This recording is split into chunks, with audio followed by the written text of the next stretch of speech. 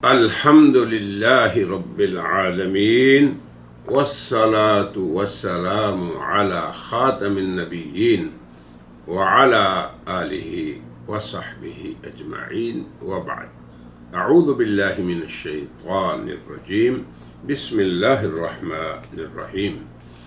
وإن من أهل الكتاب إلا ليؤمنن به قبل موته إلى آخر الآية. وقال النبي صلى الله عليه وسلم والذي نفسي بيده لينزلن فيكم ابن مريم إلى آخر الحديث. صدق الله العظيم وصدق رسوله النبی الکریم. دین بھلائی ہے بلا شک و شبہ، اور ہماری غرض بھی مسلمان امت کے لیے عموماً اور ابنائے قادیانیت کے لیے خصوصاً بھلائی، نصیحت اور خیر خواہی، یہی ہمارا ہدف ہے. ہمارا دلائل اہل اسلام در نزول مسیح ابن مریم علیہ السلام کے باب میں یہ نواں حلقہ ہے، نویں مجلس ہے. آج اس مجلس میں ہم ایک خصوصی اہمیت کے ضابطے کو بیان کریں گے، پھر اس ضابطے کی مثالیں بھی ہم پیش کریں گے جناب رسول اللہ صلی اللہ علیہ وسلم کی مبارک علمی اور عملی زندگی سے، تاکہ جس باب میں بھی یہ ضابطہ، چاہے وہ عقیدے کا باب ہو، اخلاقیات کا ہو، معاملات کا ہو، اعمال کا ہو، عبادات کا ہو، اس ضابطے کو اختیار کر کے مسلمان امت کے خواص و عوام سب سے پہلے سکون، اطمینان اور اپنے منہج کے بارے میں انہیں درست سمت راستہ متعین کرنے کا موقع مل سکے. اور اب ضابطہ سنیں. اگر کسی مضمون کو حدیث رسول صلی اللہ علیہ وسلم، کون سے رسول؟ جن کے بارے میں ارشاد باری تعالی ہے وما ينطق عن الهوى، وہ اپنی خواہش سے بولتے نہیں، ان هو الا وحی یوحی، ان کا بولنا وہ اللہ کی طرف سے وحی ہوتی ہے جو انہیں کی جاتی ہے. یعنی شریعت کے امور میں، وہ عقدی امور ہوں یعنی عقیدے سے تعلق رکھیں، اخلاقی امور ہوں اخلاقیات کے باب سے تعلق رکھیں، عملی یعنی عبادات کے ہوں یا معاملاتی، ہر پہلو میں جب بھی جناب رسول اللہ کسی مضمون کو بیان کریں گے تو وہ اصل میں اللہ کی وحی کا نتیجہ اور ثمرہ ہوگا. یہ بات سمجھ لیں. اس کے ساتھ یہ بھی سمجھیں کہ جس حدیث کے مضمون کی تائید میں کوئی صحابی یا جناب رسول اللہ خود قرآن کی مرجعیت کی طرف لوٹائیں، جیسے کہ حدیث نزول مسیح میں حضرت ابو ہریرہ نے تمام صحابہ کرام کو کھل کر یہ کہا فَقْرَؤُوا إِن شِئْتُمْ، اگر تم اس مسئلے میں تحقیق چاہتے ہو، تفہیم چاہتے ہو، فہم صحیح چاہتے ہو تو اللہ کے اس ارشاد سے اس کی توثیق ہو رہی ہے.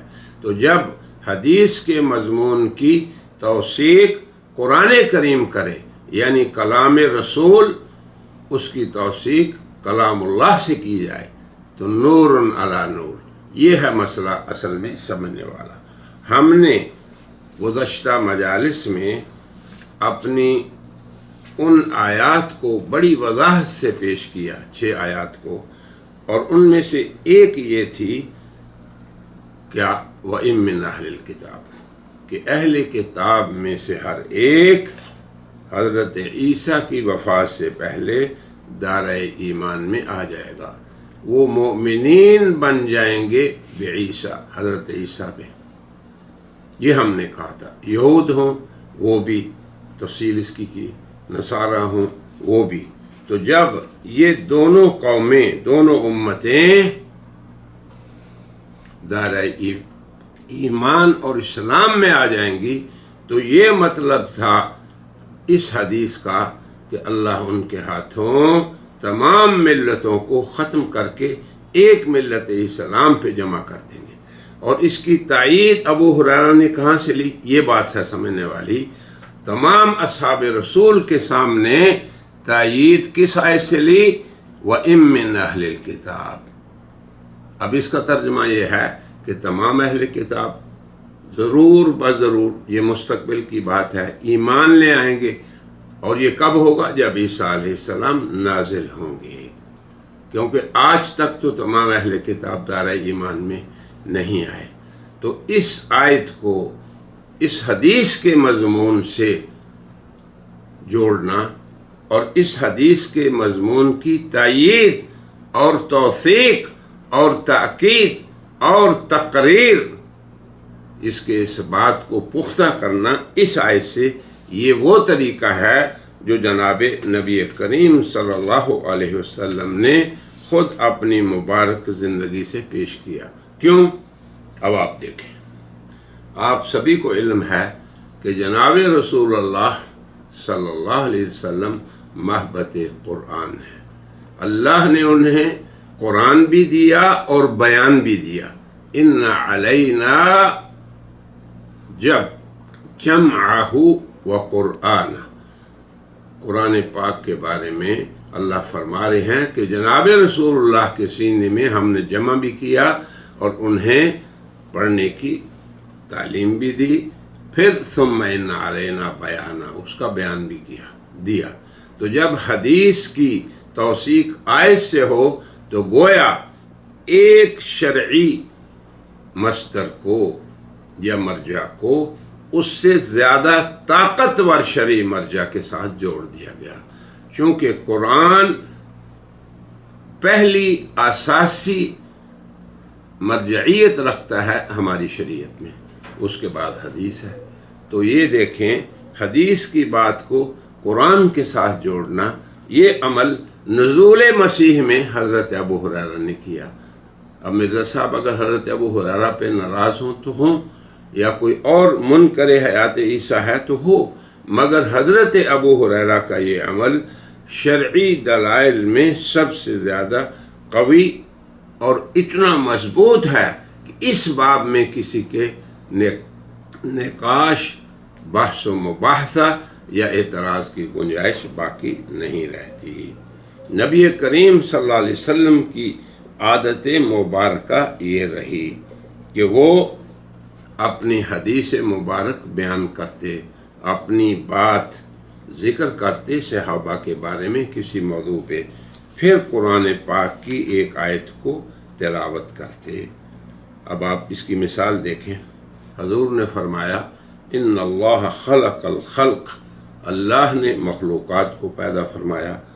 حتی اذا فرغ من خلقہ، جب مخلوقات کی خلقت سے اللہ فارغ ہوئے تو رشتہ، یاد رکھیں آپ، اس کا بڑا مقام ہے. صلہ رحمی اسی لیے بہت مقام رکھتی ہے ہماری شریعت میں. رشتوں کو جوڑنا قرآن حکیم کی تعلیمات میں ہے. اب آپ دیکھیں حضور کیسے بیان فرماتے ہیں. وہ رشتے نے یہ کہا کہ یہ مقام ہے اس شخص کا جو قطیع رحمی سے بچتا ہے. پھر آگے آپ نے فرمایا فَقْرَؤُوا إِن شِئْتُمْ، لوگو اگر تم اس کی توثیق کلام اللہ سے چاہتے ہو، اللہ کی آیات سے چاہتے ہو، تو یہ آیت پڑھ لو سورہ محمد کی. کیا؟ یہ رسول اللہ نے فرمایا فَقْرَؤُوا إِن شِئْتُمْ، چاہتے ہو تو پڑھ لو. فَهَلْ عَسَيْتُمْ إِن تَوَلَّيْتُمْ أَن تُفْسِدُوا فِي الْأَرْضِ وَتُقَطِّعُوا أَرْحَامَكُمْ، کیا تم یہ چاہتے ہو کہ زمین میں فساد کرو اور اپنے رشتوں کو توڑو؟ تو گویا قطع رحمی زمین میں فساد کے مترادف ہے. اور اس مضمون کی تائید حضور اکرم صلی اللہ علیہ وسلم نے خود قرآن کی اس آیت سے فرمائی بعین ہی۔ اسی طرح حضرت ابو ہریرہ نے جب حدیث نزول جبریل، جس میں کہ بہت تفصیل تھی کہ تمام دین ایک ہو جائیں گے، پھر حضرت عیسیٰ یہ کریں گے یہ کریں گے، آپ سب کو پتہ ہے ان کی جو برکات سماویہ اور ارضیہ ہیں، تو پھر آگے فرمایا فَاقْرَؤُوا إِن شِئْتُمْ، اسی طرح جیسے رسول اللہ نے یہاں فرمایا اگر تم چاہتے ہو تو یہ ارشاد اللہ کا سن لو۔ اب حدیث کے مضمون کی تائید میں جب قرآن حکیم سے استدلال کیا جائے تو اس کے دو فائدے ہوتے ہیں۔ ایک مثال ہم نے آپ کو پہلے دے دی، دوسری مثال بھی دیتا ہوں میں، تیسری اور چوتھی بھی، لیکن دو فائدے پہلے سمجھ لیں۔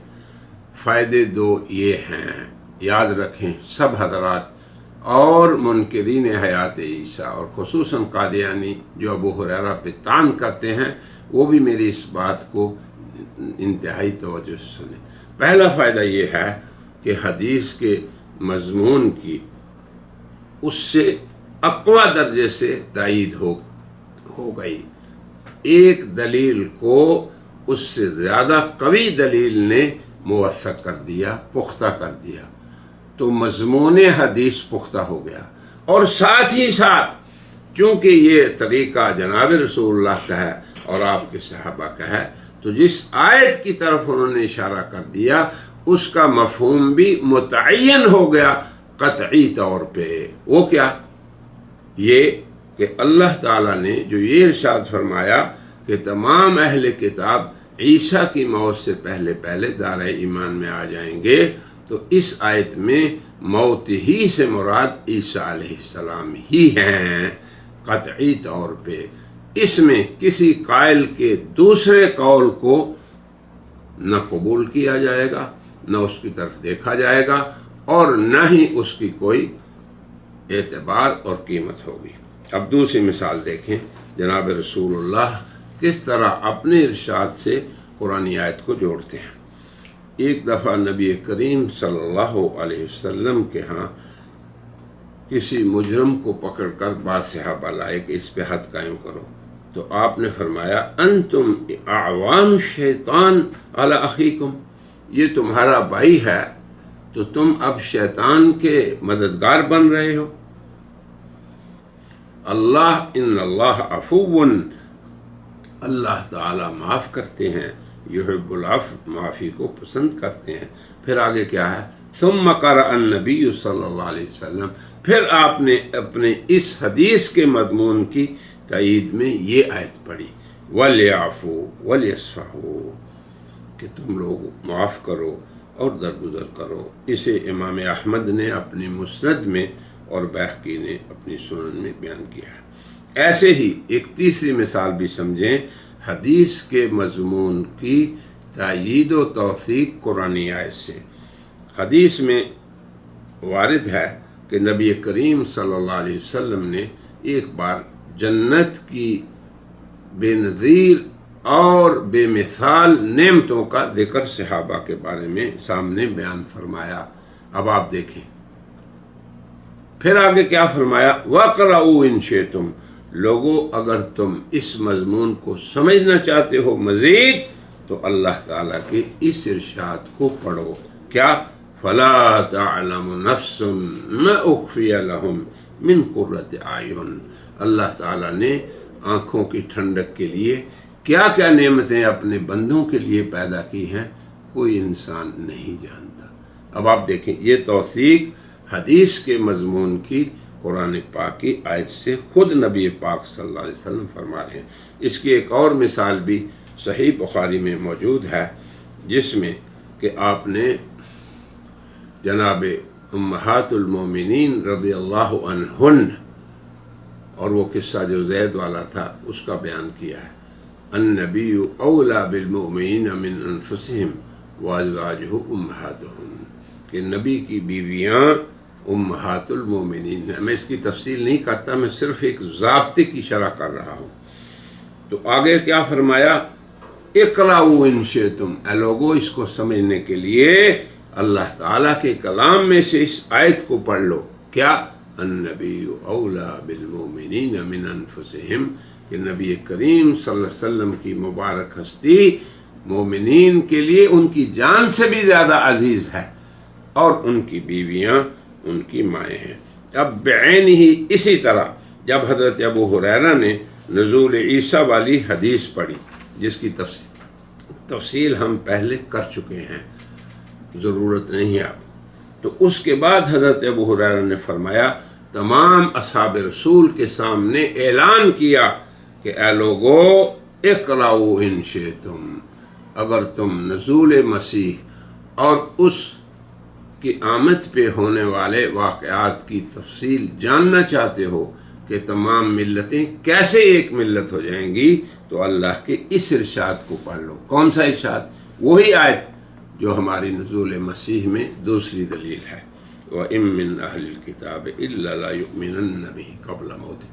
آخر میں میری گزارش یہ ہے کہ اس چیز کو چاہیے تو یہ کہ جو لوگ مرزا غلام احمد قادیانی کے بغض کو جانتے ہیں اور انہوں نے پڑھا ہے کہ انہوں نے حضرت ابو ہریرہ پہ ان کی شان میں بہت گستاخی کی ہے، اور ان کو سمجھ ہی نہیں آئی کہ حضرت ابو ہریرہ کا کیا مقام ہے، اور ان کی اس طرح نزول عیسیٰ کی حدیث کی شرح کرنا آیت قرآن سے، اس کا کیا مقام ہے اہل اسلام کے ہاں، مرزا صاحب نہیں جانتے۔